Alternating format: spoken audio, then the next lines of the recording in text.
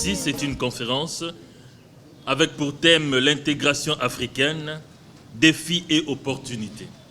Avant toute chose, je vais accorder la parole au doyen de la faculté qui nous reçoit. Nous sommes dans ce mur. On ne peut pas venir dans la maison de quelqu'un sans que la personne ne vous dise un mot. Monsieur le DG de la Radio-Télévision nationale congolaise, RTNC.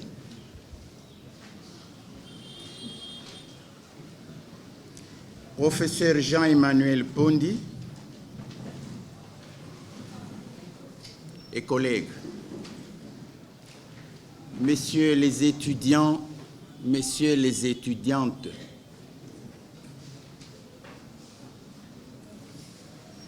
nous sommes réunis ici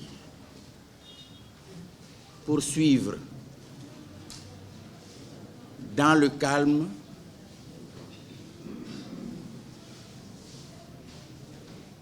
une conférence intitulée « L'intégration africaine, défis et opportunités ». Comme je venais de le dire, cette conférence sera animée par le professeur Emmanuel Pondi, Jean-Emmanuel Pondi, vice-recteur de l'Université de Yaoundé 2, professeur des relations internationales et doyen du Collège des sciences sociales de l'Académie des sciences du Cameroun. Je le présente et je vous prie de l'applaudir.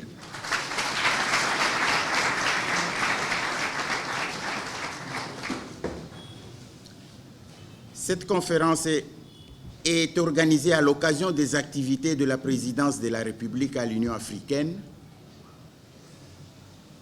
en partenariat avec la Radio-Télévision nationale congolaise.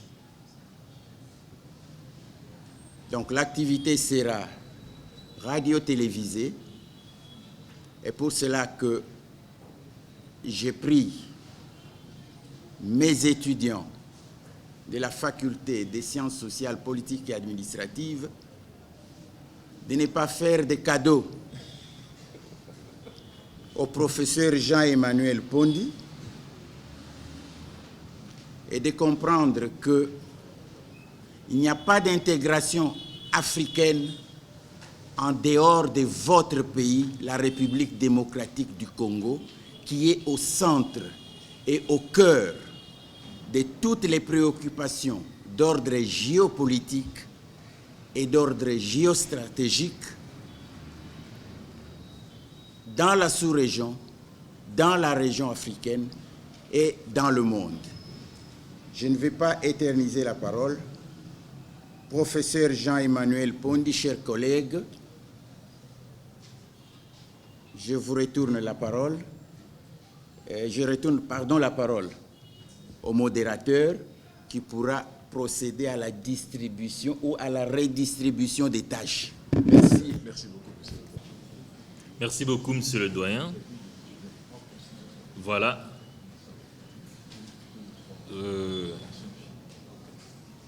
Nous sommes disposés. Le doyen s'est acquitté de cette lourde tâche de la présentation de notre invité, que je ne veux plus faire. Sauf que je vais essayer de présenter tout petit peu, en allant un peu dans le détail. Le professeur Jean-Emmanuel Pondi est spécialiste de sciences politiques et de relations internationales. Il est ancien directeur de l'Institut des relations internationales du Cameroun, IRIC en sigle.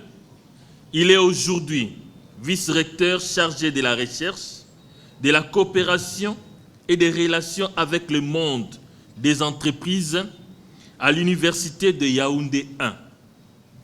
Diplômé tour à tour de l'Université d'État de Pennsylvanie, aux États-Unis bien sûr, de la London School of Economics et de l'Université de Cambridge en Grande-Bretagne. Il est auteur ou directeur scientifique de 22 ouvrages et 75 articles scientifiques, bien sûr. Il est professeur visiteur dans plusieurs universités africaines, européennes, américaines et asiatiques. À l'instar de l'université de Cambridge, la Johns Hopkins School of Advanced International Studies, à l'Académie diplomatique de Vienne de l'université de Nairobi. L'auteur est doyen, actuellement bien sûr, du Collège des sciences sociales de l'Académie des sciences du Cameroun. Si on peut l'applaudir, s'il vous plaît.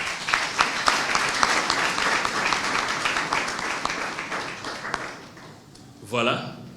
Quand on était de l'autre côté, le professeur Emmanuel Pondi a dit quelque chose qui a retenu mon attention. C'est un Africain qui va parler de l'Afrique aux Africains. Ça, c'est très important. Écoutez ce que nous sommes par notre propre bouche, pas par une autre personne, par quelqu'un qui est comme nous, semblable à nous, qui a notre sang et qui va nous parler de nous. Monsieur le professeur, je vous accorde la parole. Merci, monsieur le doyen, monsieur le directeur général,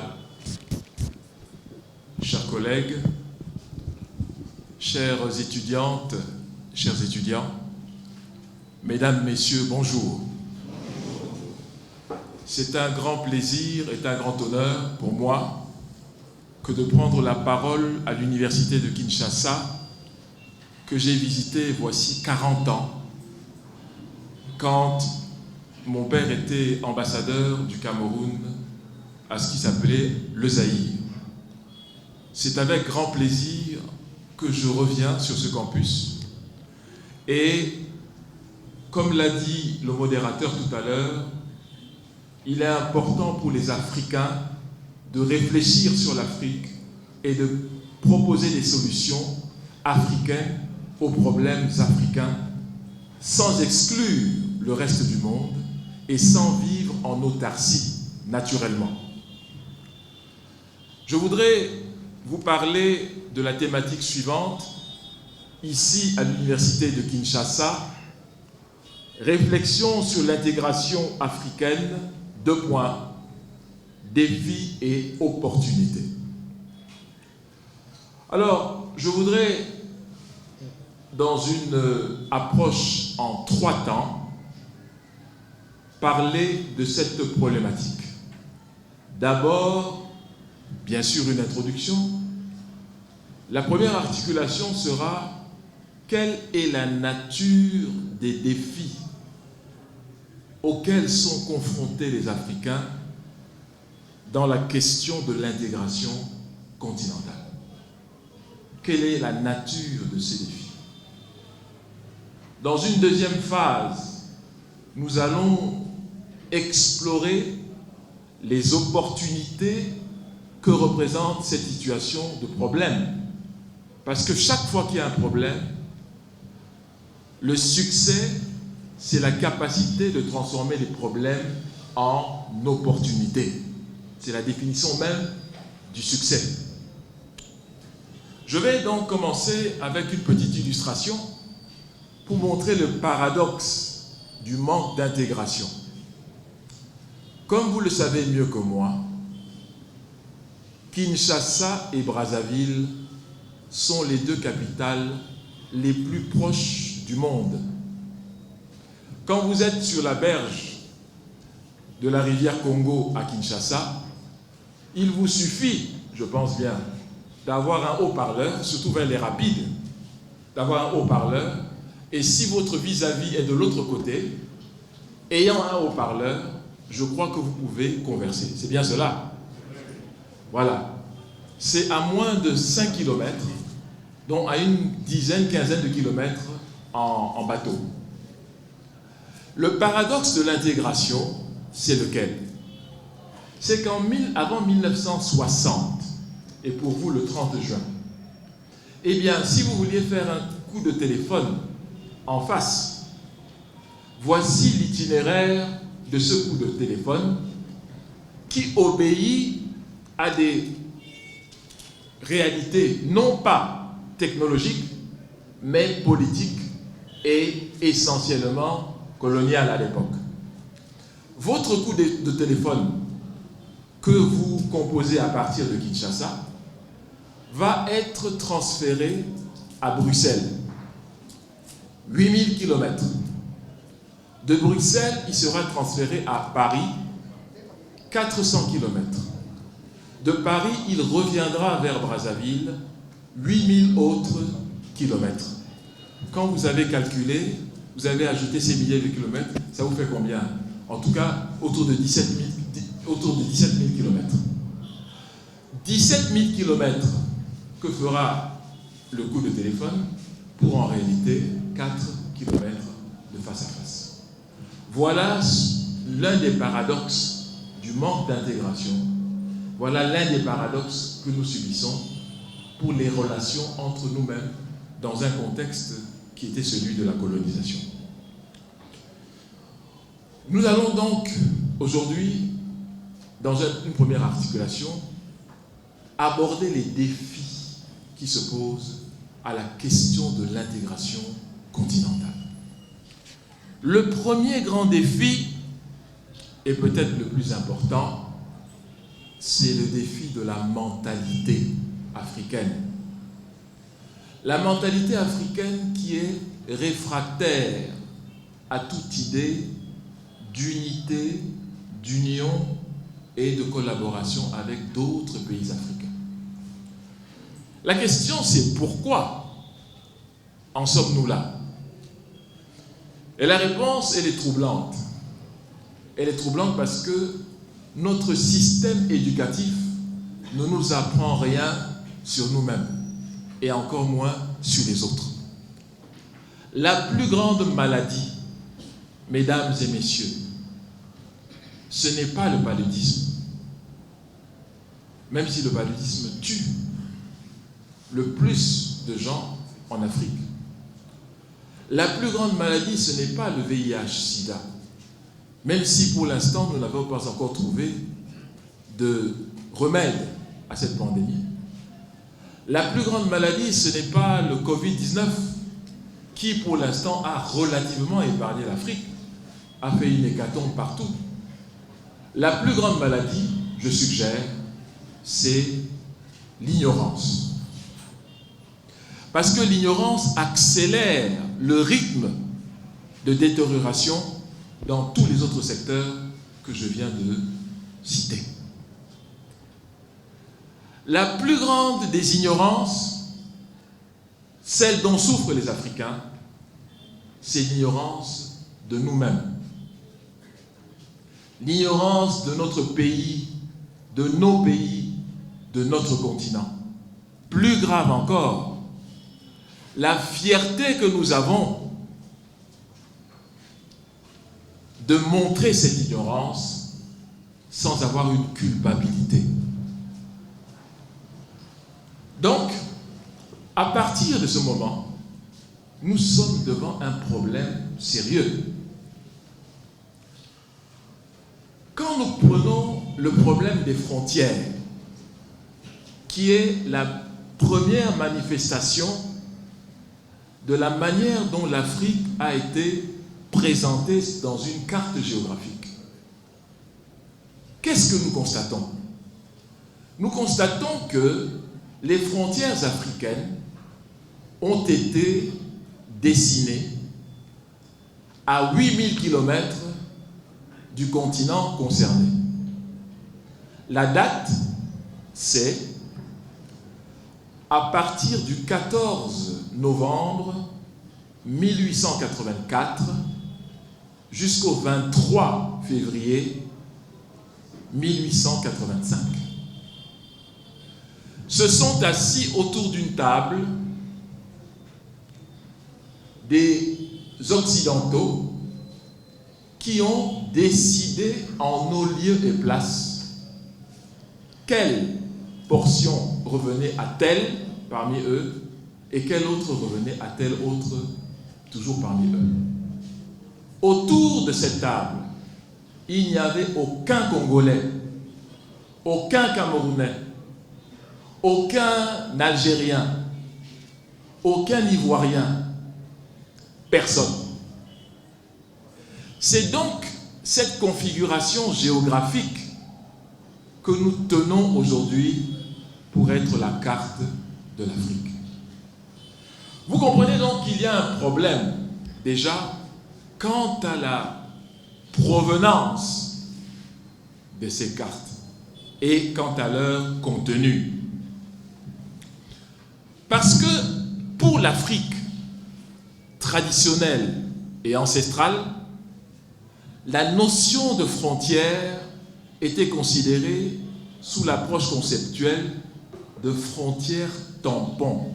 C'était des frontières tampons, c'est-à-dire des zones de passage entre une civilisation et une autre, entre un groupe ethnique et un autre, entre un lieu géographique et un autre.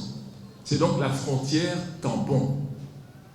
Et c'est ainsi qu'il faut comprendre, quand on prend dans l'histoire de l'Afrique, les grands royaumes de l'Afrique de l'Ouest. Le royaume du Ghana, du 9e siècle, était autour de Kumbi-Salé, qui était la capitale de ce royaume. Il va s'élargir géographiquement pour devenir le royaume du Mali, en épousant d'autres frontières, en épousant d'autres configurations. Mais ce ne sont pas des frontières qui sont inchangeables.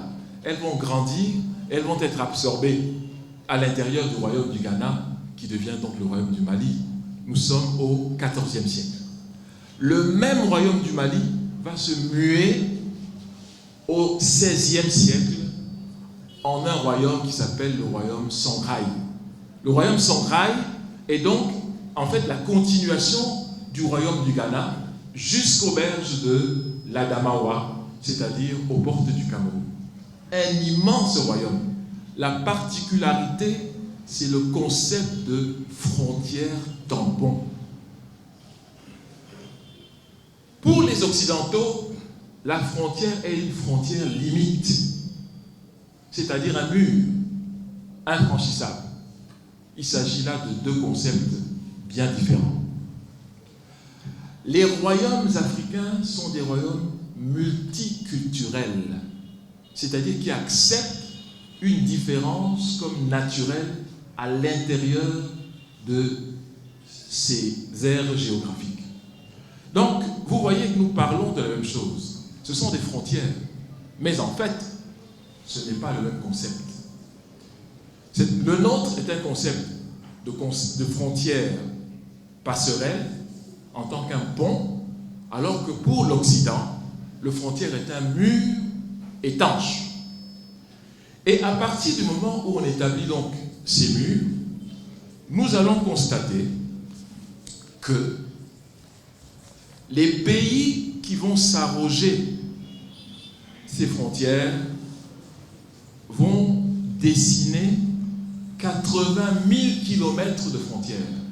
80 000 kilomètres de frontières entre 1885 et 1910. Nous sommes précis dans la chronologie. Ces tracés sont faits par 87% des pays occidentaux. La France est impliquée à 32% des frontières. La Grande-Bretagne, 26,8% des frontières. Pour les deux, ça fait 60% des frontières déjà, qu'ils ont tracées, qui se sont accaparées. L'Allemagne, 8,7% des frontières. La Grande-Bretagne, 26,8%, je l'ai déjà dit. La Belgique, 7,6% des frontières. Le Portugal, 6,9% des frontières. Quand vous prenez tout ceci, ça vous donne déjà 82% des frontières tracées, c'est-à-dire des 80 000 km. Ensuite, il y a la Turquie. Oui, la Turquie. 4% des frontières. N'oubliez pas que c'était l'Empire ottoman qui s'est disloqué bien sûr, à la fin de la Première Guerre mondiale.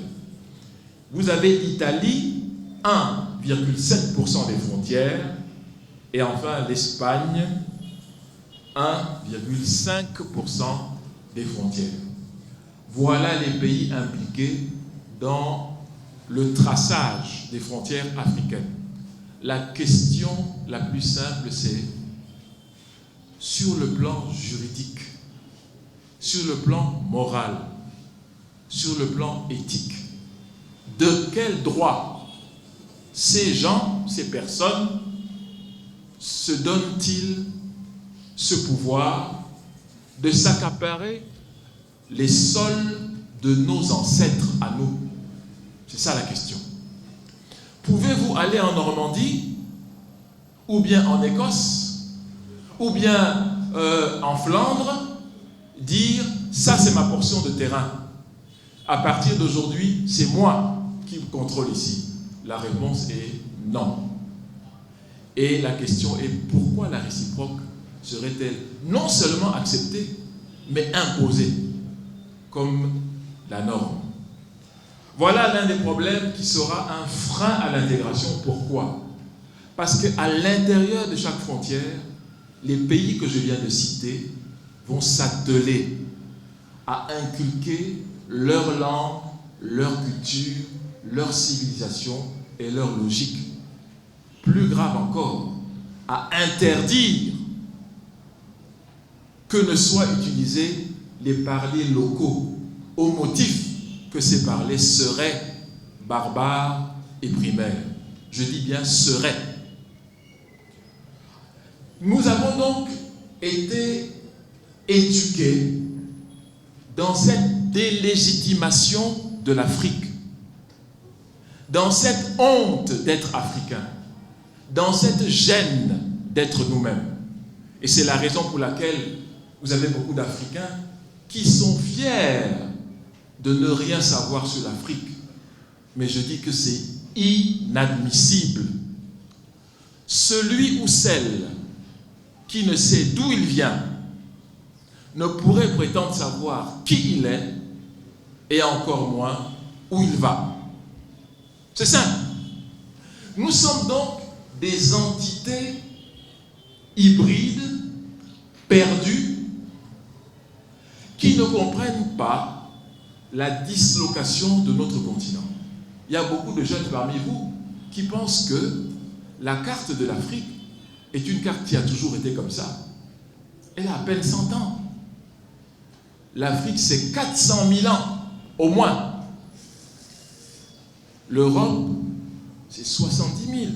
Les Européens sont apparus sur la Terre il y a seulement 70 000 ans. Donc, ils sont tout récents par rapport à nous. Alors, c'est important pour nous de comprendre que la configuration géographique est source de tensions, de problèmes, parce qu'elle est une juxtaposition des civilisations et des cultures qui sont à 8000 km de chez nous et qu'on nous a demandé d'assimiler et finalement de digérer. C'est un problème. Quand il s'agira maintenant de procéder à l'intégration, comment allons-nous procéder? Telle est la question. Et l'école africaine est ce qui a d'abord été écarté. J'espère que vous le savez. Il a été interdit, comme je l'ai dit, de parler nos langues. Or, dans la civilisation africaine, il n'y a pas de lieu qu'on appelle école. Il n'y a pas un lieu géographique. L'école est un processus qui commence dès votre initiation de classe d'âge jusqu'à la fin de votre vie, où chaque jour, à chaque instant et à chaque heure, vous êtes en apprentissage permanent dans nos villages. Et qui sont vos instituteurs? C'est toutes ceux et toutes celles qui ont l'âge de vos parents, qui sont vos instituteurs. Donc ça veut dire que dans un village, s'il y a 200 adultes, vous avez 200 maîtres et 200 instituteurs qui ont le droit de vous corriger. Il n'y a pas non plus dans notre système de séparation en termes de discipline. Mathématiques d'un côté, sciences de l'autre, histoire d'un côté. Non, l'école africaine est une école globale où on apprenait les choses de manière ludique. Donc on était au courant de ce qui se passait, dans sa culture, dans ses proverbes, dans son histoire. L'homme et la femme africaine étaient donc des gens équilibrés, du fait qu'ils savaient qui ils sont, d'où ils viennent et la relation avec leurs ancêtres. Aujourd'hui, nous avons été déconnectés. Et pire encore, nous sommes les principaux avocats de la cause anti-africaine. Il y a beaucoup parmi vous qui croient que le thème de l'intégration africaine est une illusion, est une utopie. Beaucoup parmi vous, ça je le sais, si j'en juge par les jeunes avec qui j'ai des interactions au niveau de l'université au Cameroun. On me dit, mais professeur, vous êtes un doux rêveur. Tout ce que vous dites là, c'est impossible. Ça n'arrivera jamais. Vous vous peinez pour rien, professeur. Les forces qui sont contre nous sont imbattables. Je vous dis aujourd'hui que c'est faux. C'est faux. Il faut croire à ce qui semble impossible. L'exemple le plus simple, c'est celui de l'avion. En 1902, il n'y avait pas d'objet volant. Mes deux frères, les frères Wright, c'est eux qui ont inventé la notion d'un objet volant. L'avion. L'idée selon laquelle un objet quitte le sol, va à 10 000 mètres d'altitude, il reste 6 heures, 8 heures, 10 heures, et se dépose après comme une feuille sur une piste, était considérée comme une idée anti-physique, contre les lois de la physique. Effectivement. Mais aujourd'hui, à force de persévérance, cette idée saugrenue, parce que les frères Wright, on leur avait conseillé d'aller dans un hôpital psychiatrique. Parce que ce qu'ils disaient était tellement absurde qu'on disait que c'est impossible. Aujourd'hui, le moyen le plus sûr pour voyager, c'est l'avion. 1 million de décollages par jour, 1 million d'atterrissages par jour. Vous avez plus raison d'avoir peur quand vous rentrez dans une voiture, parce qu'elle est plus dangereuse pour votre vie que dans un avion. Et c'est le résultat de la persévérance. Il faut croire contre toute chose que ce n'est pas parce que les gens croient que c'est faux que c'est nécessairement vrai que c'est faux. Donc l'idée d'une intégration continentale est notre seule voie de salut. Si l'Afrique doit s'en sortir, l'Afrique ne peut le faire qu'en regroupant ses énergies, ses savoirs, ses connaissances pour marquer le monde de façon indélébile. Donc c'est très important, cela. La deuxième chose, c'est en réalité, après les frontières, c'est bien sûr le système éducatif dont je viens de parler, mais c'est aussi la formation d'un leadership de l'intégration. Où sont nos écoles où les différents leaders africains se réunissent pour parler du même objet? Où sont-elles? Nous les avions dans le passé, mesdames et messieurs. Nous ne les avons plus aujourd'hui. Ces écoles, c'était quoi? C'était Makerere, en Ouganda. Et ce n'est pas un hasard si Julius Nyerere, Kenneth Kaunda, Jomo Kenyatta, Milton Obote, toutes ces personnalités d'Afrique de l'Est ont été moulées à la même école de l'Afrique et de l'amour de l'Afrique. Ce n'est pas un hasard par conséquent si la East African Community a été créée et a été la plus efficace des organisations d'intégration africaine après la fin de la colonisation. Ce n'est pas un hasard. parce qu'ils avaient des vues convergentes. Comment allons-nous voir les choses de la même manière si on vous enseigne que vous, en tant que Congolais, vous n'avez rien à voir avec les autres Africains? C'est faux, puisque notre sort est lié.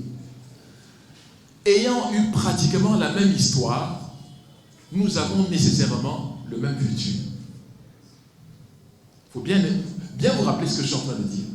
Ce n'est pas le cas de l'Union européenne.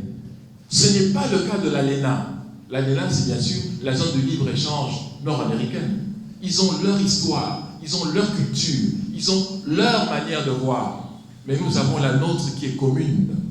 Une domination, une subjugation et surtout un mépris de notre civilisation qui est la source de toutes les civilisations humaines. Chaque être humain, mesdames et messieurs, sur la terre est afro-descendant. Ne l'oubliez jamais. Donc, quand on a fait le tour, on revient sur ces principes. Alors, je reviens pour dire que le principal défi que nous avons, c'est l'attitude mentale que nous développons vis-à-vis de la notion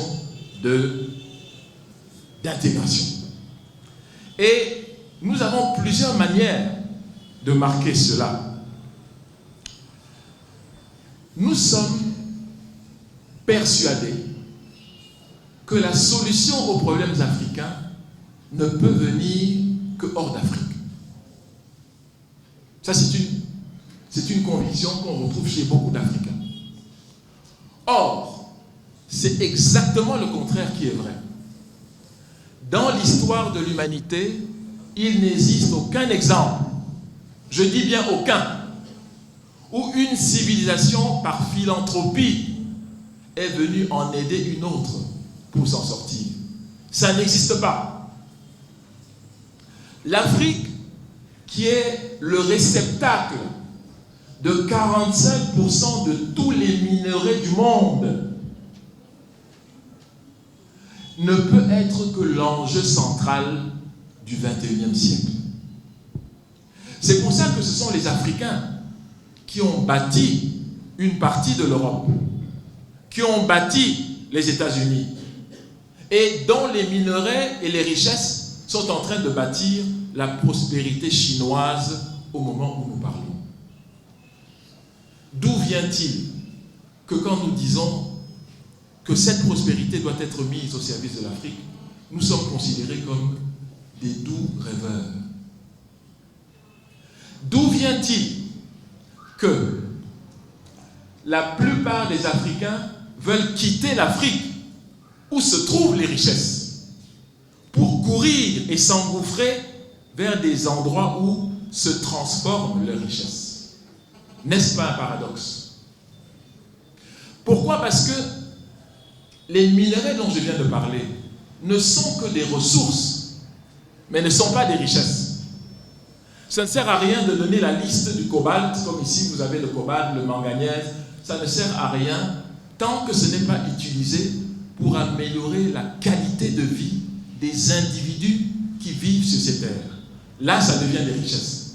Mais pour l'instant, ce sont des ressources. Point. Et rien d'autre. Voilà le paradoxe d'une Afrique assise sur une richesse incommensurable que tout le monde connaît en dehors des Africains eux-mêmes. Pourquoi? Parce que dans leur salle de classe, on ne leur en parle jamais. Et ce n'est pas un hasard, mesdames, messieurs. Si vous êtes tenus ignorants de tout ce que vous avez, ce n'est pas un hasard. C'est de manière à ce que l'exploitation et la transformation de ces ressources en richesse se fassent toujours de manière extravertie. Et c'est pour ça que vous allez voir qu'aucune capitale africaine, jusqu'à très récemment, n'était reliée entre elles. Aucune.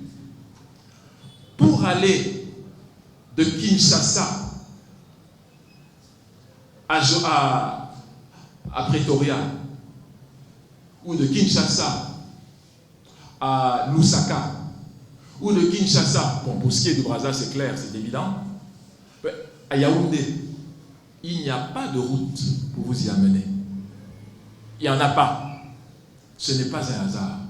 Toutes les routes sont configurées de l'Interland vers les ports d'exportation.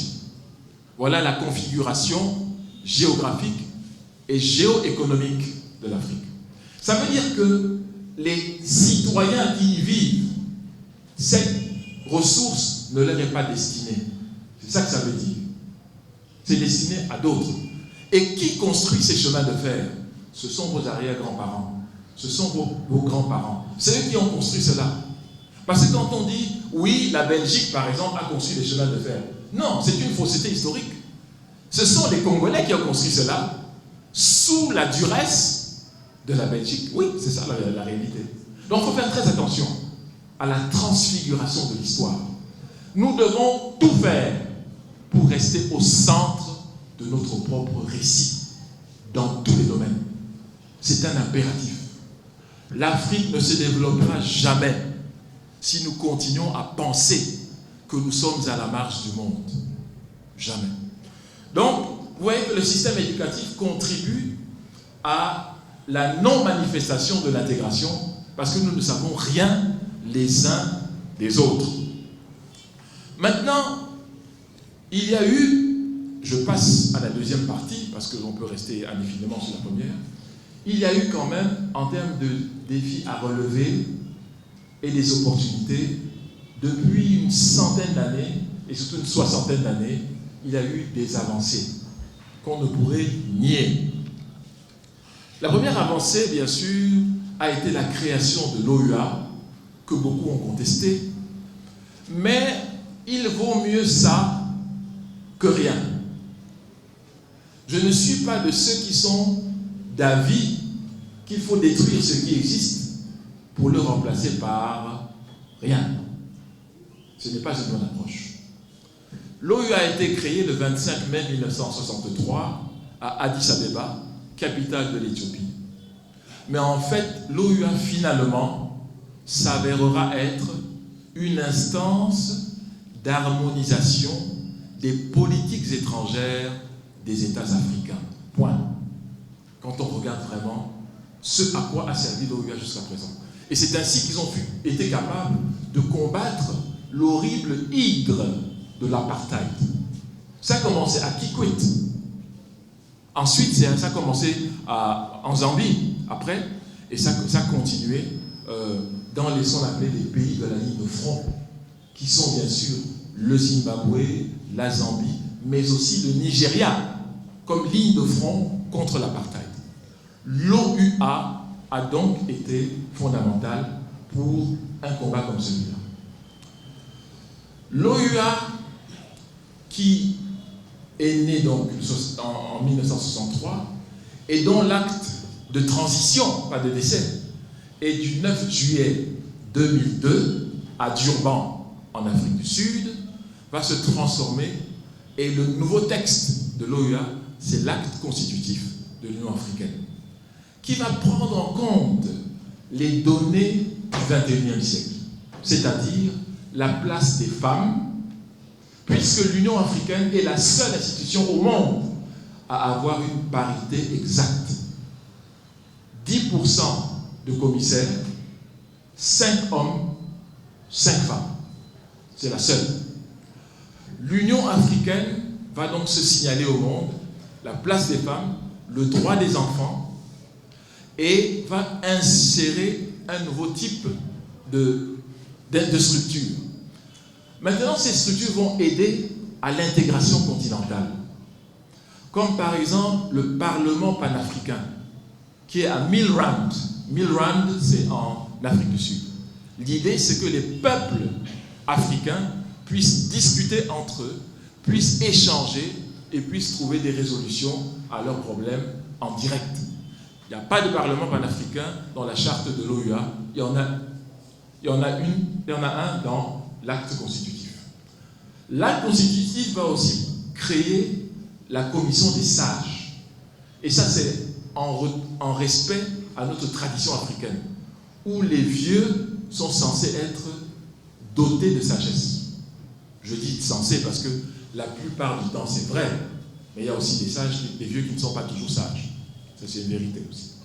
Donc, l'acte constitutif va mettre tout ceci en marche, mais l'acte constitutif va faire quelque chose de fondamental pour l'intégration du continent, c'est de doter notre continent Afrique de structures financières. Jusqu'à présent, nous avons été habitués, formatés, pour toujours tendre la main. L'Africain ne fait pas de discours sans avoir fait des doléances à, entre guillemets, la communauté dite internationale. C'est un réflexe que nous avons. L'acte constitutif de l'Union africaine va tenter de mettre fin à cela en créant 3 structures de financement de notre développement, donc de notre intégration, donc de notre autonomie continentale. Il s'agit de la banque d'investissement dont la capitale, dont le siège, est à Sirte, en Libye. Il s'agit de la Banque centrale de développement dont le siège est à Abuja. Il s'agit du Fonds monétaire international dont le siège est à Yaoundé. Voilà les 3 structures chargées de restaurer la dignité de l'Afrique et d'accélérer son intégration. Pour la première fois de son histoire, l'Afrique était en situation de concevoir des projets et de les financer. Malheureusement, ça n'aura pas lieu. Muammar al-Kadhafi, guide leader de la Libye, parce qu'il n'aimait pas qu'on l'appelle président, il nous a dit qu'on ne faut pas utiliser le terme président. Je me suis rendu 4 fois en Libye, mais pas sur son invitation, c'était plutôt pour le compte de l'Union africaine. Et je dois dire avec fierté que j'ai déjà visité 37 des 55 pays d'Afrique. Et mon rêve est, avant de mourir, de visiter les 55. Ça sera pour moi une fierté. On ne peut pas parler de ce qu'on ne connaît pas, on ne peut pas aimer ce qu'on ne connaît pas. Donc c'est important. Moi, je vous exhorte à explorer votre continent. Vous allez en découvrir l'extraordinaire vitalité. Donc, je reviens sur ces 3 instruments dont l'objectif était précisément de restaurer la dignité africaine. Je dois vous dire quelque chose qui ne devrait pas vous étonner. Muammar el-Kadhafi va signer son arrêt de mort quand il va décider la finalisation du FMA, le Fonds monétaire africain. La personne qui était chargée en tant que point focal de finaliser la mise en œuvre, c'est un professeur d'université, un ami à moi, qui est professeur de sciences économiques, spécialiste d'économie monétaire à l'université de Yaoundé 2 au Cameroun. C'est lui, en tant que point focal, qui me donne les informations que je m'en vais vous livrer. Était déjà parvenu à Yaoundé 16 milliards de dollars venus d'Algérie, pour le FMA. 12 milliards de dollars venus de la Libye. 3 milliards de dollars venus de l'Afrique du Sud et 3 milliards de dollars venus du Nigeria. Je ne suis pas en train de dire que nous attendions, qu'on avait espoir que ça arriverait. Je suis en train de dire que ça avait été transféré et réceptionné à Yaoundé, capitale du Cameroun. Il s'agissait donc d'arrêter la date de convocation pour l'ouverture du Fonds monétaire africain. Comme par hasard, dans l'entretemps, est exécutée la mise à mort de Muammar el-Kadhafi en octobre 2011. Et ça se comprend. Que ferait le FMI alors dans ce cas? Puisque 80% de son activité, c'est sur l'Afrique. La Banque mondiale, c'est la même chose. N'oubliez jamais que la Banque mondiale, son nom, c'est la BIRD. La banque pourquoi? L'investissement et la reconstruction pour le développement de l'Europe. La Banque mondiale est une banque pour la reconstruction, oui, mais de l'Europe. Donc ce n'est pas un instrument censé servir l'Afrique, mais elle le fait aujourd'hui à 70%. Tous ces programmes sont supposés être pour relever l'Afrique. Mais la question que je vous pose, mesdames et messieurs, mes chers étudiants, peut-on être en voie de développement pendant 60 ans? 60 ans. C'est qu'il y a quelque chose, quelque part, qu'il faut revoir. Aucun continent n'a été en voie de pendant tant de temps. La Chine, c'était à peine 20 ans. Singapour, tous ces pays, 20, 30 ans. Japon, même chose. 1945, dès 65, le Japon était déjà la 3e puissance économique du monde. Après Nagasaki et Hiroshima, août 1945, 4 août et 6 août 1945. Après cette catastrophe où ils ont été anéantis, 1965, le Japon était la 3e puissance économique mondiale. Nous sommes depuis 60 ans, 60, en voie de quelque chose. Nous devons quand même commencer à nous poser des questions. Nous n'avons peut-être pas les réponses, mais au moins faut-il avoir les bonnes questions pour espérer arriver aux bonnes réponses. Et notre système éducatif, africain en général, ne nous prédispose pas à poser des questions, mais plutôt à répéter des dogmes, soi-disant venus d'ailleurs. Donc, voilà un peu. La première chose, donc, c'est qu'il y a eu des choses qui ont été faites, il y a des actes qui ont été posés, et les Africains ont commencé à se relever petit à petit. Maintenant, je vais prendre un autre chemin pour parler de l'intégration, pour dire que quand vous regardez le paysage économique africain, vous constatez qu'il y a des multinationales qui sont nées depuis ces 30 dernières années. Je ne suis dans aucun des conseils d'administration de ces multinationales. Je préfère vous le dire tout de suite pour qu'il n'y ait pas erreur dans mon approche. Mais il est important pour nous de savoir que les outils de l'intégration peuvent prendre d'autres visages que ceux qui nous sont souvent suggérés. Ces outils de l'intégration, selon moi, c'est d'abord, bien sûr, la zone de libre-échange continentale, la ZLECAf, dont on a parlé pour la toute première fois en janvier 2012 et qui finalement, le 1er janvier 2021, la ZLECAf est mise en place de manière définitive. La ZLECAf, la zone de libre-échange continental africain, est la bouée de sauvetage de l'Afrique. Or, est-ce que nous en parlons ici à l'université? Est-ce que nous en discutons à l'université?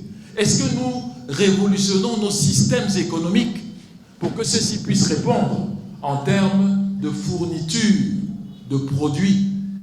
Parce que c'est la zone de libre-échange la plus grande au monde, avec 1,3 milliard de consommateurs. Si nous, les Africains, nous ne l'avons pas compris, les autres l'ont bien compris, parce qu'eux, ils se préparent à envahir notre ère économique et à nous doubler une fois de plus, parce que nous ne sommes pas réactifs. Nous devrions tous, je dis bien tous, retourner faire des affaires, créer des sociétés, des firmes pour vendre aux autres pays africains. On a 30 millions de kilomètres carrés. La surface de l'Afrique, c'est 30 millions de kilomètres carrés, qui correspondent, il faut bien me suivre, à la surface des États-Unis, 9 millions, de la Chine, 9 millions de kilomètres carrés, de l'Inde, de l'Europe, du Canada, etc. Tout cela à l'intérieur du territoire africain, dont l'Afrique est immense. Eux, ils le savent. Nos partenaires en haut développement, c'est comme ça qu'on les appelle ces temps-ci, je crois. Et par rapport à nous, nous ne le savons pas.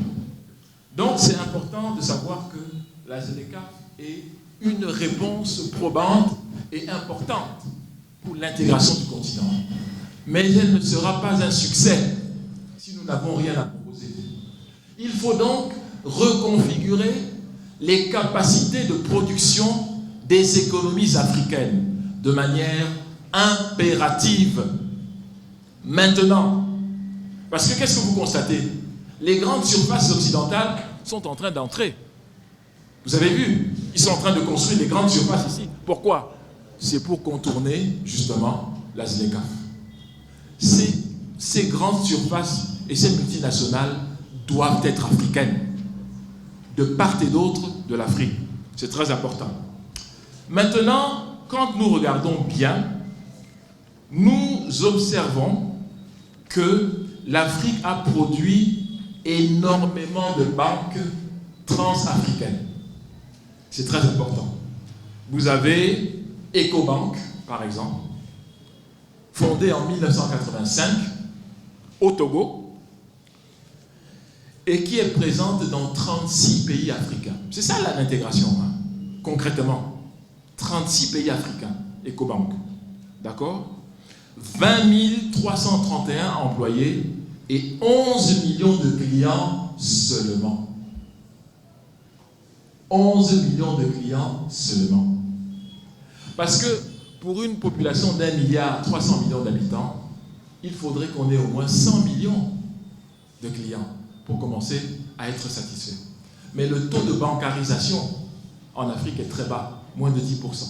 Parce que ce n'est pas dans nos habitudes. D'accord? Vous avez Standard Bank, qui est sud-africaine, créée en 1862, du temps de l'apartheid, il faut reconnaître. Présente dans 38 pays, dont 18 en Afrique. C'est la première banque d'Afrique, d'accord? Et Ecobank est la deuxième banque d'Afrique. Vous avez Afriland First Bank, fondée en 1987. C'est très important de comprendre tout ceci, est présente dans 9 pays africains. Et parmi ces banques, je cite encore la banque marocaine, Attijari Wafa Bank du Maroc, qui est la première banque du Maroc et la 4e banque africaine. 10 millions de clients avec 20 602 employés. Pour moi, ces structures sont les structures de l'intégration moderne du continent. Et c'est pour ça que je ne vous ai plus parlé de la CEDEAO, je ne vous ai plus parlé de la BEAC, etc. Parce que je pense que ces structures privées peuvent aider à la construction du continent en matière d'intégration. Mais n'oublions pas, des structures comme Ethiopian Airlines, par exemple, qui est dans combien de pays africains? Dans 39 pays africains. Et qui a été créé le 23 décembre 1945. Donc Ethiopian est plus vieille que Air France, par exemple. D'accord? Et vous avez encore beaucoup d'Africains qui vous disent « Ah, je ne suis pas sûr, hein, je n'entre pas là-dedans parce que c'est piloté par des Africains. » Nous devrions avoir honte de nous-mêmes quand nous réfléchissons comme ça. Donc, si vous voulez, nous avons des instruments nouveaux qui peuvent accélérer le processus et la dynamique d'intégration à condition que nous adaptions ces instruments à notre culture. Nous disons par exemple que 80% de l'activité économique en Afrique subsaharienne est dans l'informel et 20% seulement est dans le formel. Donc ça veut dire quoi? Ça veut dire qu'en réalité, pour nous, le formel, c'est les 80%. Et l'informel, c'est les 20% en ce qui nous concerne, et non pas le contraire. On doit donc arrêter d'importer des approches qui sont inappropriées à nos contextes. avoir le courage de restructurer la pensée africaine pour qu'elle serve le consommateur africain, le citoyen africain, mais à l'échelle du continent et non du pays. L'Afrique ne pourra être puissante, ne pourra être valable que quand les 1 milliard d'habitants seront pris en compte dans la marche du monde. Je voudrais conclure, Monsieur le Doyen, en disant ceci. Il y a beaucoup de pécheurs en eau trouble qui véhiculent l'idée selon laquelle une Afrique unie est une fantasmagorie, est une vue de l'esprit et qui n'existe que dans la pensée de quelques penseurs isolés africains comme les Freddy Mulumba et moi et d'autres. Je voudrais dire que la véritable utopie,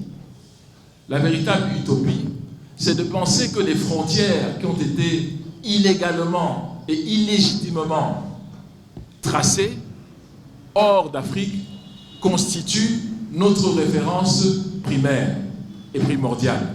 C'est une illusion. Nous devons reconstituer cette Afrique comme elle existait avant le 14 novembre 1884. C'est notre mission, c'est notre responsabilité. Je ne veux pas dire que l'Afrique était idyllique et qu'il n'y avait pas de problème en Afrique, qu'en Afrique ne coulait que le lait et le miel. Non, ce n'est pas vrai. Il y avait des conflits en Afrique, il y avait des guerres en Afrique, il y avait même l'esclavage intra-africain. Tout ça, c'est vrai. Mais nous avions une cohérence culturelle, nous avons une fierté d'être qui nous sommes, et nous savions d'où nous venions pour savoir où nous allons. Aujourd'hui, nous ne sommes plus des Africains, dans le sens culturel du terme. Nous ne sommes pas des Occidentaux, parce que nous ne sommes jamais appelés à l'être. Qui sommes-nous? Nous sommes donc des êtres hybrides. Et la manipulation est plus facile quand vous avez affaire à des gens qui sont hybrides, c'est-à-dire désorientés, ne sachant qui ils sont, encore moins où ils iront. C'est de cela que nous devons être conscients. C'est à cela que nous devons mettre fin, et le lieu pour le faire, c'est l'université. Mais une université consciente, une université fière, et surtout une université audacieuse. La jeunesse, c'est la capacité d'oser inventer le futur. Je vous remercie de votre bienveillante attention.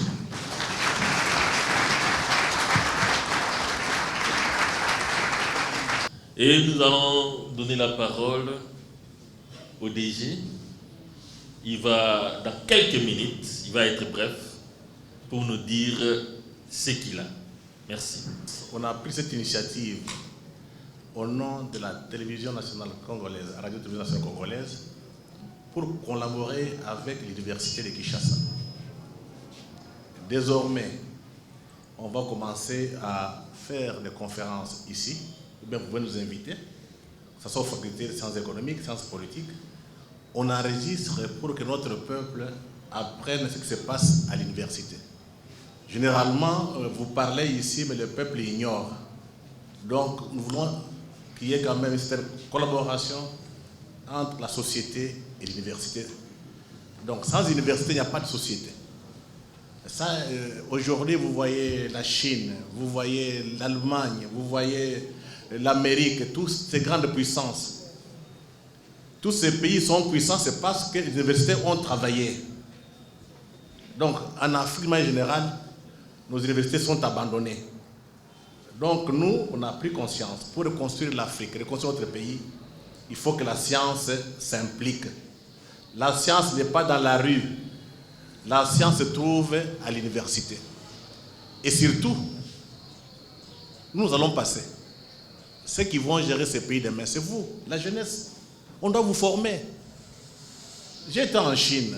J'ai fait 10 voyages en Chine pendant 10 ans.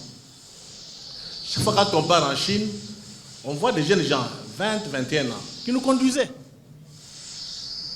Nous, on était un peu déjà âgés. Mais c'est pour que ces enfants comprennent comment le monde fonctionne. On les prépare. Mais ce n'est pas le cas chez nous.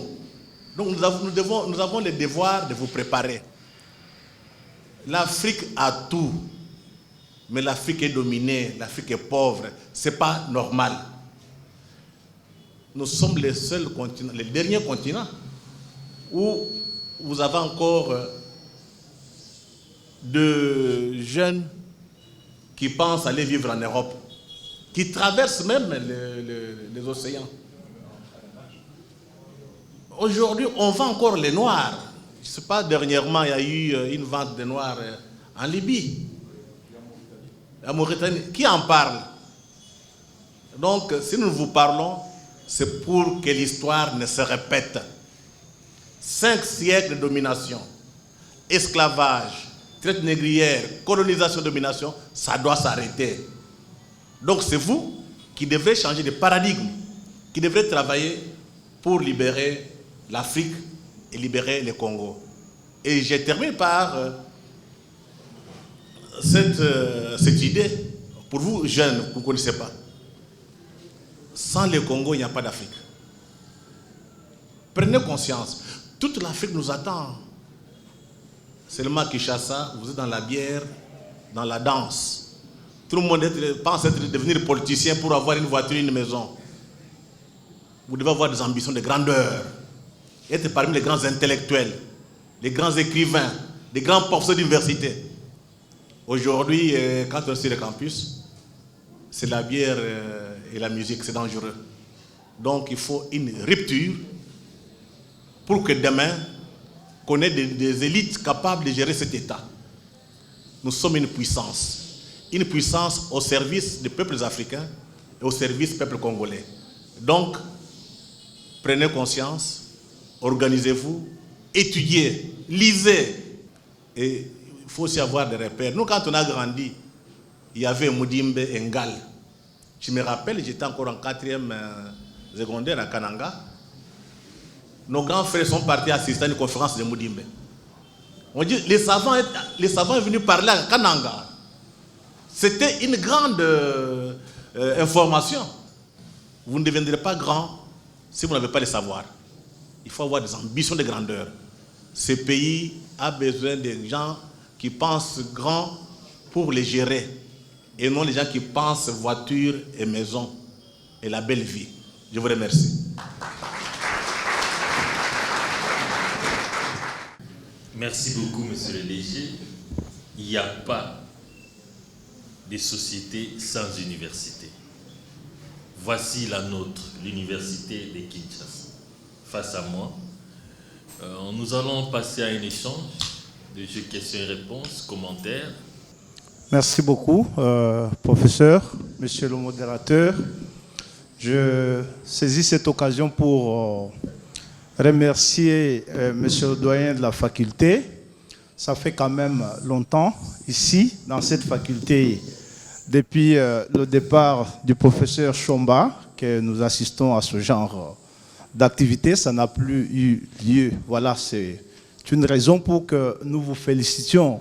On retient que cela pourrait désormais être une pratique et une habitude. Je remercie le DG, Freddy, dont le souci pour la formation de la jeunesse est désormais de plus en plus ancré. Il est reconnu en cela. Je lui souhaite une longue carrière à la RTNC pour que cette activité se pérennise, parce qu'on ne sait pas après lui ce que ça pourrait devenir. Moi, je m'appelle Chulumbayi, je suis enseignant de relations internationales et droit international public. Je suis avocat à la Gombe, voilà, et je suis enseignant ici.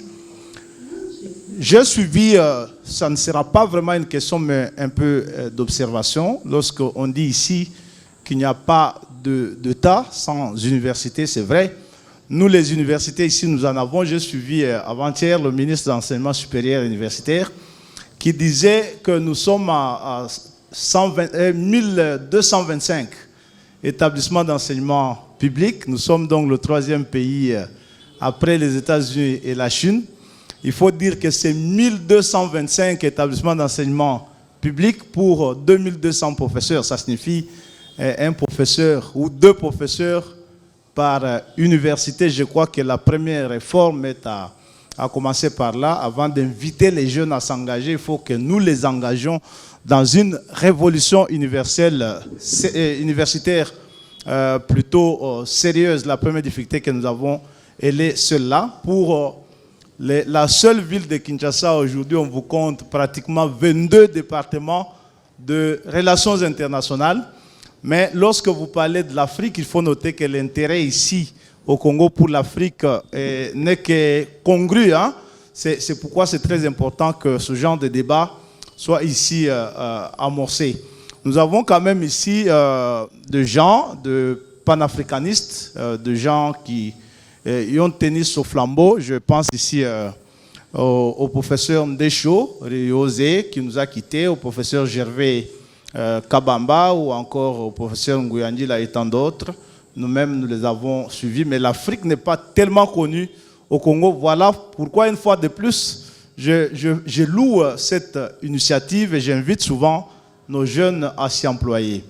Mais ici, je voudrais noter que chaque fois que nous parlons du recul et de la stagnation de l'Afrique, on en parle souvent sous l'angle de lamentation, comme si nous étions seulement victimes des autres. Il faut noter que sur le plan tant sociologique, politique et même philosophique, nous sommes peut-être, nous Africains, la cause de ce que nous sommes et de ce que nous devenons. Lorsque vous voyez les luttes de pères fondateurs de l'Afrique, notamment avant les années 60, les années d'indépendance, nous avons connu la classe des pères de Kwame Nkrumah et les autres. À l'époque, c'était l'Afrique doit s'unir ou mourir. Et il y avait une grande dénonciation, bien évidemment, du tracé des frontières du Conseil européen à Berlin, qui était considéré toujours ici comme arbitraire, à bien des titres. Premièrement, parce qu'il nous a créé ce facteur irrédentaire qui nous empêche probablement d'être des États pacifiques et véritablement souverains, mais aussi parce que la frontière africaine que nous avons considérée comme injuste, comme tracée arbitrairement, nous avons été le premier continent au monde à la sacraliser. Nous, c'est nous qui, après les slogans sur l'Afrique doit s'unir ou mourir, lorsque nous sommes devenus indépendants, nous avons pensé qu'il fallait que les entités africaines vivent en vase clos. Et on a ainsi donc institué l'un des principes les mieux stables du droit international moderne, le principe d'intangibilité des frontières, hérité du colonisateur, comme pour dire que les intellectuels d'alors avaient bien évidemment estimé que ce principe était normal et que les frontières n'étaient plus arbitraires. Aujourd'hui, je pense qu'il n'appartient pas à nous de s'en plaindre, mais plutôt d'agir. Deuxième petite observation, c'est par rapport à ce que vous avez dit, professeur, et ça j'ai aimé. Lorsque vous parlez de l'acte fondateur de l'Union africaine comme un acte transitoire, comme un acte transitoire, je véritablement aimé le mot utilisé, le concept utilisé, bien que maintenant dans la définition, nous voyons transition de manière différente, vous et moi. Par exemple, parce que moi, je ne prends pas l'acte constitutif de l'Union africaine comme acte transitoire dans le sens de dire que c'était une prolongation des idées d'Addis Abeba, donc de l'OUA, mais plutôt comme un acte transitoire dans ce sens qu'il est appelé à passer et à céder place à des structures bien stables, bien africaines, parce que l'Union africaine telle que conçue à ce jour, c'est du mimétisme, purement du mimétisme institutionnel. Lorsque vous avez soulevé un problème important ici, la participation des peuples africains aux travaux de l'Union africaine, ça a été l'une des grandes innovations de la charte de l'acte constitutif de l'Union africaine. Mais cette participation, à quoi elle rime en réalité aujourd'hui? Si vous voyez la mosaïque telle que construite dans l'acte fondateur de l'Union africaine, vous vous réaliserez que le besoin des Africains dans cet acte n'était pas, comme vous l'avez souligné ici, de passer à l'intégration, mais plutôt de demeurer souverainistes à souhait. Pourquoi? Parce que, principalement, les structures interétatiques ont été maintenues et leur pouvoir même renforcé. Vous avez énuméré ici ce qu'on peut considérer comme structure supranationale, notamment la fameuse plutôt le fameux Parlement panafricain de l'Afrique du Sud. Mais en réalité, en quoi ce Parlement est-il une structure supranationale pour prétendre et sérieuse? Dans ce sens que, partons d'abord de modalités.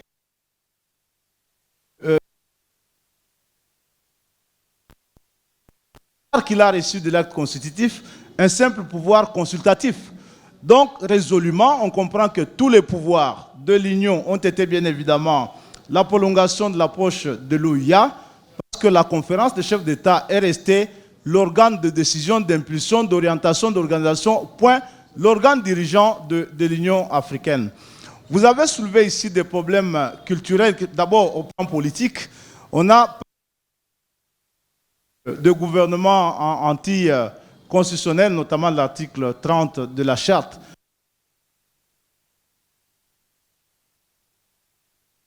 De sa logique souverainiste, parce que lorsqu'on dit le rejet de gouvernements anticonstitutionnels,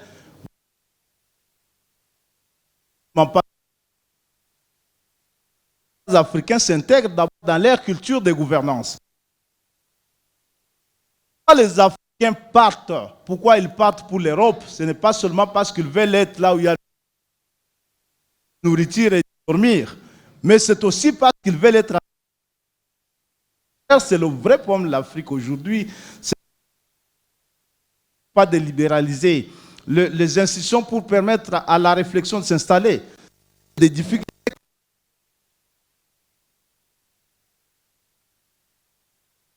Les autres.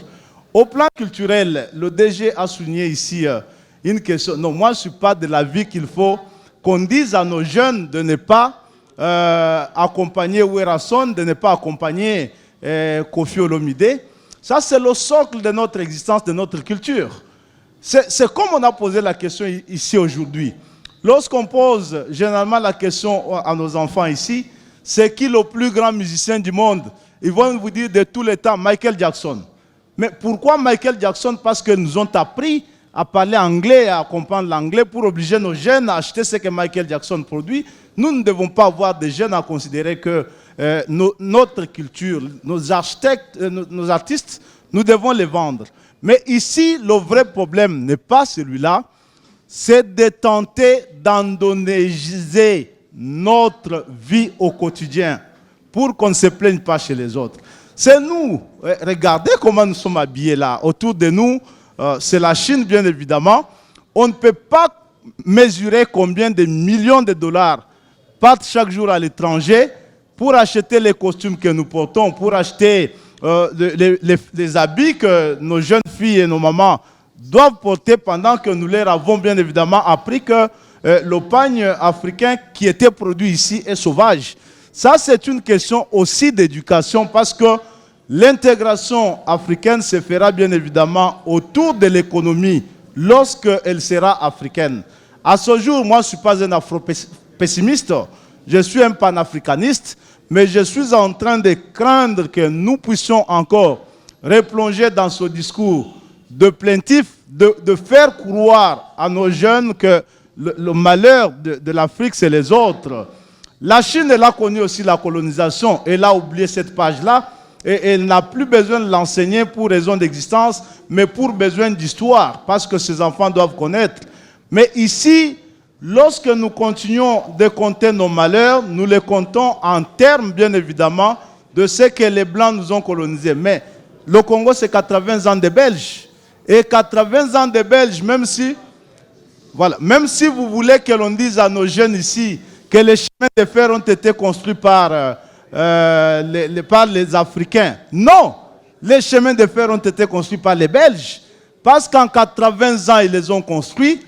Ils sont partis, nous n'avons pas ajouté un seul mètre de chemin de fer. C'est la preuve que c'est eux qui les ont construits. Et nous avons exploité de la même façon les richesses qu'ils exploitaient là aujourd'hui. L'université que vous voyez a été construite par les Belges. Il y en avait 3 de très grandes dimensions dans ce pays. Après leur départ, tous les professeurs étaient logés ici dans de belles villas. On n'en a pas ajouté une seule. C'est ça la difficulté. C'est là que moi j'évite que l'on continue de dire à nos jeunes le malheur des Africains, c'est les autres. Il faut qu'on s'engage plutôt au service aujourd'hui et surtout qu'on mette en place les principes d'une gouvernance responsable et d'une souveraineté respectable. Merci beaucoup pour la parole accordée. Je tenais à remercier le professeur Jean-Emmanuel Pondi. C'est la voix que j'entendais au début quand je suis venu à l'Université de Kinshasa. Oui, je vais me présenter. Je suis Georges Loualo, doctorant en relations internationales. Et je tenais à remercier le professeur Jean-Emmanuel d'être venu chez nous. Et en tout cas, c'est avec beaucoup de fierté que je vous suivais là. Donc, à monsieur le doyen aussi et à monsieur le DG de la TNC de nous l'avoir amené jusqu'ici. En tout cas, merci beaucoup. Alors, j'ai des petites questions. D'abord, le professeur Jean-Emmanuel a parlé des défis, notamment la question des mentalités et la question liée, je crois, aux frontières héritées de la colonisation, comme défis fondamentaux de l'intégration africaine.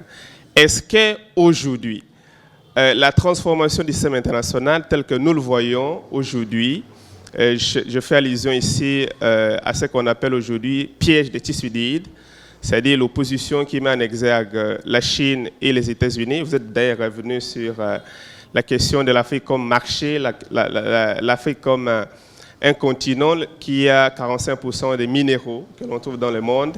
Est-ce que cette transformation-là de ce système international n'est pas aussi ou ne peut pas être considérée comme un frein ou un défi de l'intégration africaine, parce que ces grandes puissances-là voudront toujours avoir l'Afrique comme les girons de compétition. Ça, c'est la première question. La deuxième question, vous êtes posé vous-même la question de savoir au nom de quoi les Européens étaient venus ici en Afrique tracer les frontières et nous assujettir à tout ce qu'on a connu ici en Afrique. Est-ce que la théorie de puissance en relations internationales, dans toutes ces expansions, ne répond pas à cette question-là? Parce que vous êtes aussi professeur des relations internationales. Merci beaucoup.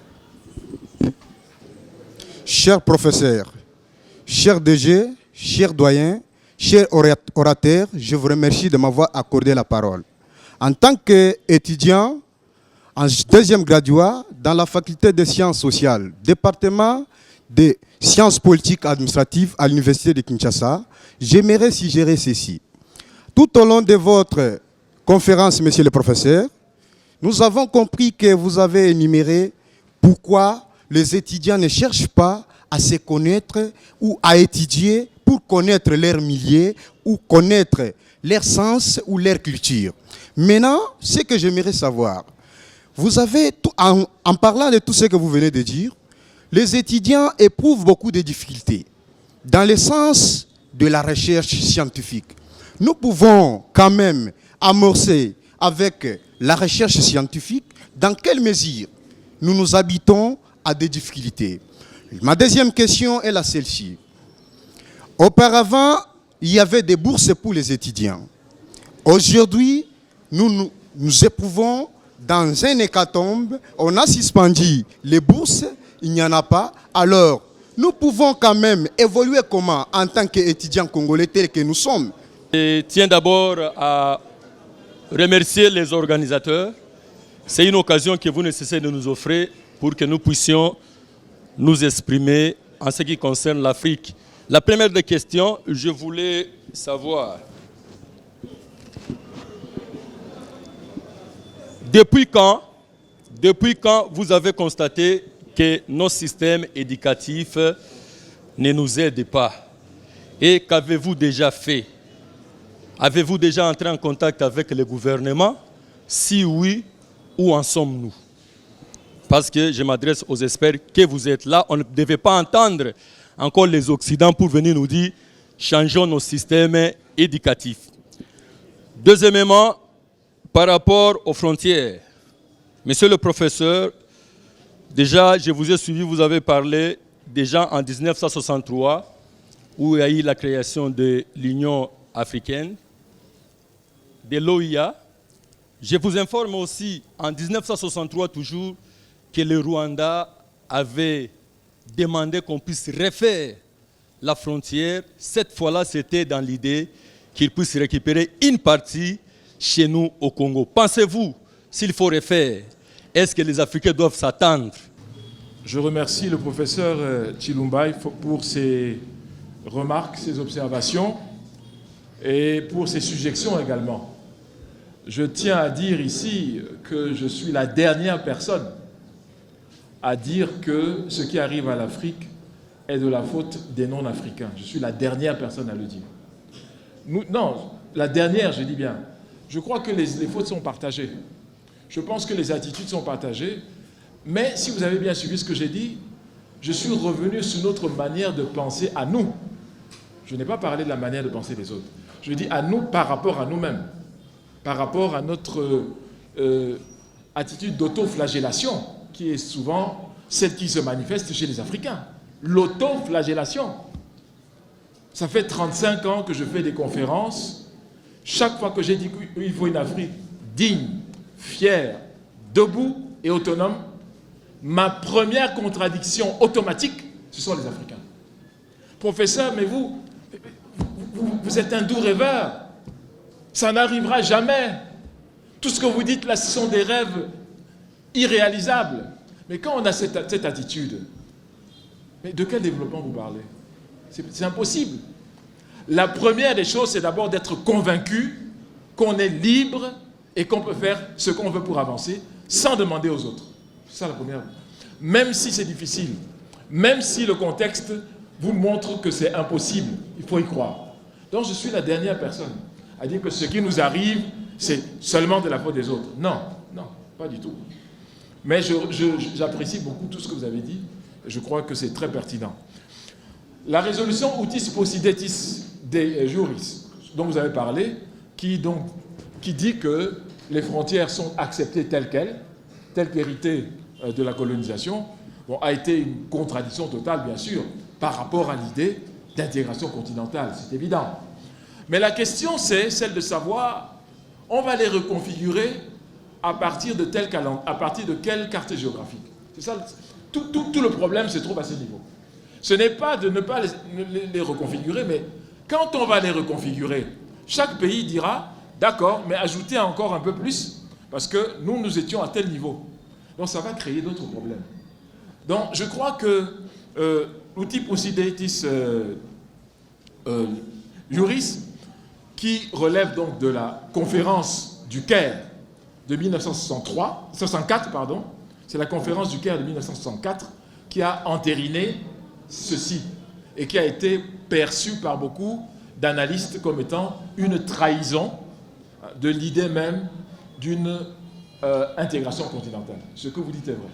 Mais ma question c'est, ok, on aurait reconfiguré d'après quoi? D'après quelle carte? C'est un peu ça. Peut-être fallait-il... Moi, j'ai toujours prôné pour une conférence territoriale africaine. Mais ce n'est pas en 1964 qu'on aurait pu la faire, de mon point de vue. Maintenant, on peut commencer à la faire. On peut reconfigurer, parce que j'ai vu beaucoup de cartes d'Afrique qui ont 5 États. Je suis au regret de dire aussi que quand j'entends beaucoup de jeunes ici, je ne sais pas s'ils ont lu Cheikh Anta Diop, qui est très clair dans son ouvrage « Les fondements économiques et culturels d'un État fédéral africain d'Afrique noire ». Présence africaine, 1960, où il est clair, il explique comment fonctionne un pareil État, selon quels critères et selon quelles modalités. Il est clair. Donc je vous invite à faire cet effort et à lire ce qu'il a à dire. Maintenant, pour ce qui est des frontières, je vous invite à lire Asiwaju, qui est un Nigérian, qui a écrit un classique. Parce qu'on ne peut pas toujours dire, oui, qu'est-ce que vous avez fait? Il faut vous donner la peine de chercher. Vous êtes dans la posture d'un cerveau qui cherche constamment. Dans le terme étudiant, il y a le verbe étudier. Donc vous devez constamment être en train d'acquérir des connaissances, même si le milieu est difficile, même si le contexte économique n'est pas favorable, c'est vrai, mais ça ne doit pas vous empêcher de le faire. Donc, Asiwaju a écrit un ouvrage qui s'appelle Partitioned Africans, Ethnic Relations Across Africa's International Borders. Les Africains partagés, les relations ethniques au travers des frontières internationales de l'Afrique. C'est un classique. Il remet en question d'abord la légitimité de ces frontières qui, en général, divisent les mêmes familles, parce que c'est de ça qu'il s'agit. Les mêmes familles sont divisées. Donc, ça doit être normalement un pont. Et pour la région, il n'y a jamais eu de frontière. Nous connaissons ça parce qu'au niveau du Cameroun, on a la frontière, on a la région des 3 frontières, Cameroun, Gabon, Guinée équatoriale.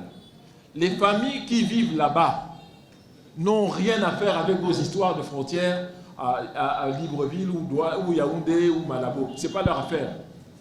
Ils vivent de manière familiale parce que c'est exactement les mêmes familles, le même sang. Donc ils n'ont pas de problème. Donc Assi Wadjou analyse tout cela. Bon, donc je pense qu'il faudrait regarder cela. Georges, le marché africain n'est-il pas un enjeu qui exacerbe l'incapacité de l'Afrique à se développer en termes d'intégration? Oui, bien sûr. Quand on dit qu'il y a un marché qui va s'ouvrir sur 1 milliard d'habitants, si vous n'avez pas la capacité de fournir à ces consommateurs, vous êtes à la merci des autres qui le feront. C'est pour ça qu'il faut se préparer maintenant. Mais il y a des puissances industrielles africaines. Il y en a bel et bien. L'Afrique du Sud produit 25% de toute la capacité industrielle du continent. L'Afrique du Sud. La moitié des routes goudronnées dans tout le continent africain sont en Afrique du Sud, par exemple. Bon, c'est pour dire que c'est une puissance. On peut faire des partenariats avec elle. Parce qu'on ne va pas tout reconstruire maintenant, des usines maintenant. C'est trop tard peut-être. En attendant, on peut faire des partenariats au lieu d'aller hors d'Afrique, chercher en Afrique. Et il y a des groupes industriels capables de fournir l'ensemble du continent. Il suffit de le chercher. Donc il faut une initiative africaine. Vous avez dit, Georges, que vous avez des problèmes d'argent pour trouver de quoi faire vos études. Je suis au regret de vous informer qu'à l'ère du digital, beaucoup de produits sont gratuits. Beaucoup. Le premier produit gratuit qui vous concerne directement, c'est l'histoire générale de l'Afrique en 8 volumes en open access. Open access veut dire que vous pouvez les télécharger gratuitement. Combien d'entre vous l'ont fait? Je ne pense pas qu'il y en ait beaucoup. C'est gratuit. C'est l'histoire de l'Antiquité jusqu'aux années 80 de l'Afrique. Vous pouvez la voir. Ça ne demande pas d'argent. Mais pour nous, les Africains, j'aimerais informer les uns et les autres que vous êtes ici, que nous sommes, que quand il s'agit d'acheter un bon costume, on trouve toujours de l'argent. Toujours. Un bon costume, belle paire de chaussures, cravate, on trouve de l'argent. Les mèches, c'est la même chose. Il y a les mèches brésiliennes, péruviennes, indiennes, etc. Le marché des mèches, à l'heure actuelle, c'est 7,5 milliards de dollars par an. 7,5 milliards de dollars. Bon, comment trouve-t-on de l'argent pour ça? Mais jamais pour acheter des livres. Je n'indexe pas les filles. Non, je dis les hommes aussi sont dans la même logique. Or, pour avancer, le véritable moteur du développement, c'est quoi?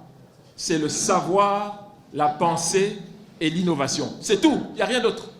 Et c'est pour ça qu'on ne veut pas que l'Afrique investisse dans ce domaine. Nous-mêmes, nos propres dirigeants d'experts publics ne souhaitent peut-être pas que ce soit fait. Pourquoi? Parce qu'il y a des partenariats où ils ont quelque chose. Quand on importe le riz, on importe les pâtes, on importe ceci, cela. C'est un business où on verse quelque chose aux apporteurs d'affaires. Mais la vérité, c'est quoi, mesdames et messieurs? Je vais vous donner une statistique qui va vous choquer. Mais vous allez pouvoir vérifier. Si vous avez un laptop avec vous, vous ouvrez, vous vérifiez. Aujourd'hui, en 2021, je ne dis pas il y a 10 ans, l'Afrique a 800 millions d'hectares cultivables, non cultivés. 800 millions. Et nous importons plus de 50 milliards de dollars de riz et de pâtes et tout ça par an. Si vous trouvez qu'il y a une logique là-dedans, faites-le moi savoir. Donc, nous avons les moyens de faire un certain nombre de choses. Mais ce sont des options publiques. Et il faut donc que nous soyons conscientisés, c'est-à-dire nos décideurs publics doivent comprendre qu'on ne peut plus continuer dans la voie de la subordination des autres. D'accord? Beaucoup disent un pays comme le Cameroun était au même niveau que la Corée il y a 40 ans, etc. Je dis non, pas du tout. C'est une illusion. L'Afrique n'est pas au même niveau que l'Orient. Pourquoi? Parce que les Orientaux ont gardé leur spiritualité, leur religion et leur personnalité. Est-ce le cas pour vous? Non. Non et non. Donc on n'est pas au même niveau. J'entends toujours ça, oui, la Corée, ceci, cela, la Corée du Sud et peut-être le Congo étaient au même niveau. Vous n'étiez pas au même niveau. Puisque vos bases de raisonnement sont déjà fausses. Une base de raisonnement qui dit je ne suis rien, je ne vaux rien et je ne peux rien, n'est pas une base de raisonnement pour avancer. Or, la majeure partie d'entre nous, hélas, le pense. Un Asiatique ne le pensera jamais. Et quand il se présente à vous, même s'il parle français, jamais il vous dira qu'il est francophone. Il vous dit je suis coréen. Pour les francophones, il vous dira je suis vietnamien. Quand un japonais qui parle anglais se présente à vous, jamais il vous dira qu'il est anglophone. Jamais. Il vous dira je suis japonais. Mais nous les Africains, on a créé des catégories. C'est quoi être francophone ou anglophone? Nous avons adopté cela à la chicotte. Aucun de nos parents n'a accepté de parler cela volontairement. Si oui, dans votre famille, levez la main pour me dire lequel de vos arrière-grands-parents a accepté ça. Personne. Donc je dis, il faut faire très attention. L'économie, c'est bien, c'est important, mais il faut l'allier à la culture pour comprendre où est le problème. Si on ne fait pas ça, on est sur des hypothèses qui ne sont pas correctes, à mon avis. Maintenant, il y a eu un problème un peu théorique qui m'a été posé. Je suis professeur de sciences politiques. J'ai parlé du fait que le rapport de force, je crois, pourquoi est-ce qu'on n'a pas appliqué, c'était... Il m'a dit, bon, la réponse se trouve dans la théorie, je crois. Voilà. La puissance. Il faut faire très attention. Le droit international, dit positif, est un droit à géométrie variable. C'est un droit qui positionne le droit du vainqueur sur le vaincu dans le système occidental. Le traité de Versailles du 28 juin 1919 est la traduction d'un rapport de force entre des pays occidentaux. D'un côté, la France, la Grande-Bretagne, les États-Unis, c'est-à-dire les gagnants, et de l'autre côté, l'Allemagne, l'Italie, le Japon, c'est-à-dire les perdants. Pour le premier groupe, c'est le droit positif. Mais pour le deuxième groupe, ça ne peut pas être le droit positif. C'est le droit qui va les inciter à la revanche. Et c'est à cause de la Première Guerre mondiale que nous avons la Deuxième Guerre mondiale. À cause des modalités de règlement de ce conflit, seront créées les conditions pour la Deuxième Guerre mondiale. Le droit africain ne réfléchit pas de cette manière. Je ne dis pas que c'est bien ou c'est mauvais. Je n'apporte pas un jugement de valeur. Mais le droit en Afrique a un objectif, qui n'est pas de sélectionner et de punir le coupable en donnant tous les droits aux vainqueurs, ce qu'on appelle en anglais « the winner takes all strategy ». Ce n'est pas ça le droit africain. Le droit africain, c'est un droit réparateur. L'objectif du droit africain, c'est de rétablir l'harmonie sociétale au sein d'une communauté. Point. c'est très différent. Je répète, l'objectif du droit traditionnel africain n'est pas de trouver qui a raison et qui a tort, de punir celui qui a tort et de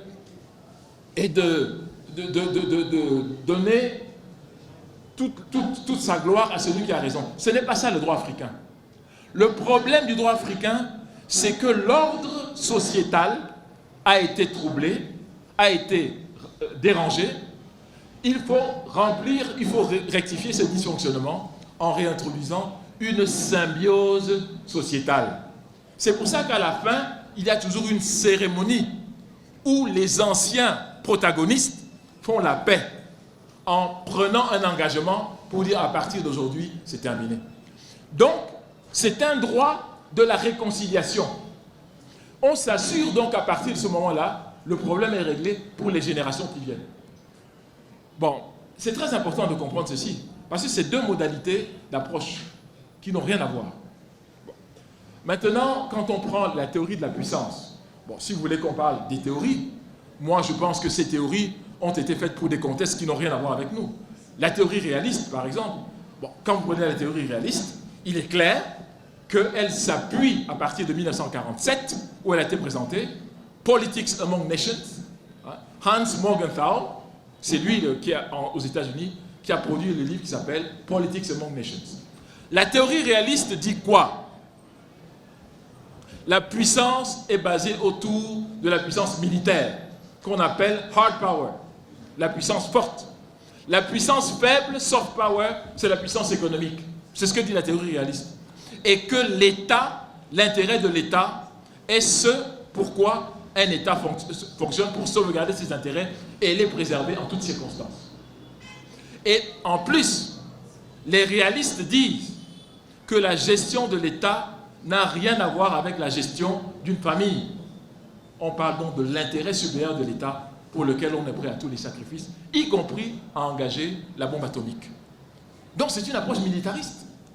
Donc si vous voulez que je dise que c'est à cause de ça qu'on a été vaincu, moi je dis non.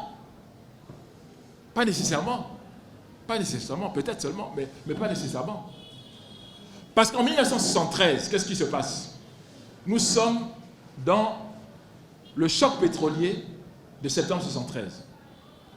Le choc pétrolier, il est économique, il n'est pas militaire.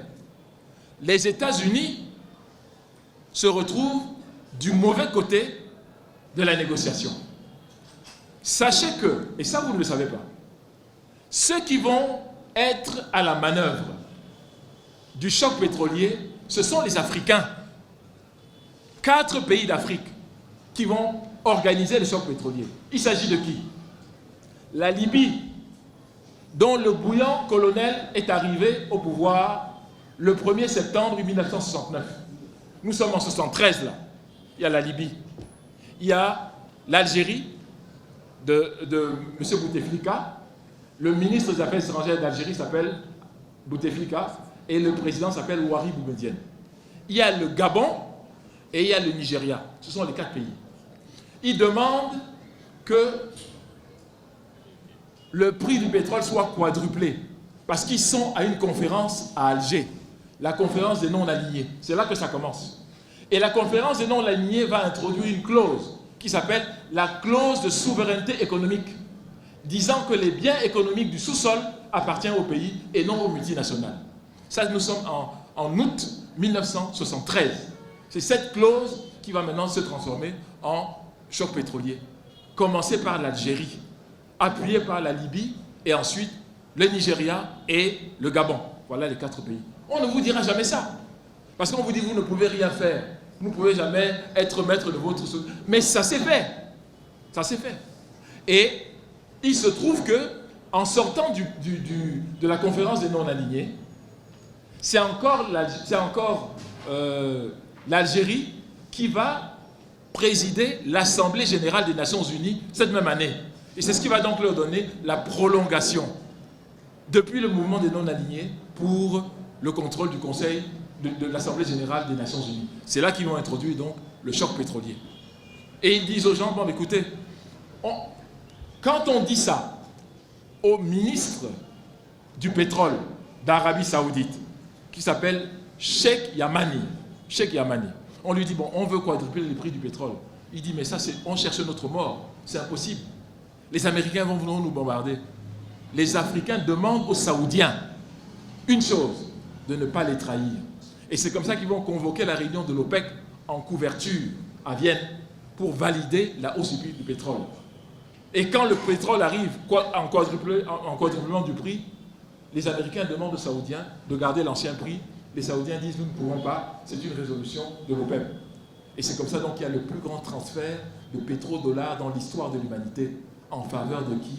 De l'Arabie Saoudite. Mais aussi de l'Algérie, mais aussi du Nigeria. Et c'est comme ça que le Nigeria va jouer dans les Comoques pour finir la crise du Libéria et la crise de la Sierra Leone grâce à cet argent. Donc on doit arrêter de nous dire, vous ne pouvez rien faire. C'est pas vrai. C'est pas vrai. Il faut oser le faire. Et quand vous osez, vous arrivez. Parce que vous avez une vision claire, une détermination et surtout une conviction que vous êtes dans le vrai. Voilà ce que je voulais dire. Bon, je pense que les autres questions, c'était plutôt des problèmes locaux, hein, que vous allez régler ici entre vous. Je pense que monsieur le doyen étant là, il a entendu tous vos griefs et j'ai cru entendre que, j'ai vu voir qu'il a noté des choses. D'accord? Donc je ne suis pas habilité à venir m'immiscer dans votre vie quotidienne et faire des commentaires. En cela, je crois que c'est pas, pour un invité à une conférence, ce n'est pas diplomatique. J'ai été directeur d'un institut d'études diplomatiques. Je pense que ce n'est pas ce qui est attendu de moi. Mais je dis, ceux qui sont en position de le faire ont pris note. Je vous remercie.